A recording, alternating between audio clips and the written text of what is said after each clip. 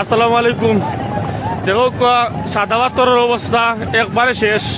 শেষ পর্যায়ে দেখো সব না কত আদার নাও দেখো স্পটের মাঝে দেখো চাও কত আদার নাও আসলে তারা যদি বুঝতো একবার ও সাইডে রাখতো দেখা স্পটটা কি বলো স্পটের অবস্থা দেখো স্পটের অবস্থা সেই লাগাইয়া এখন বর্তমানে গাইরা পাথর তো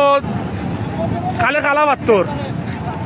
পর্যটকের সামনে পর্যটকের কম্বলের দল থাকি পাত্তর নিয়ে নৌকাত বড়রা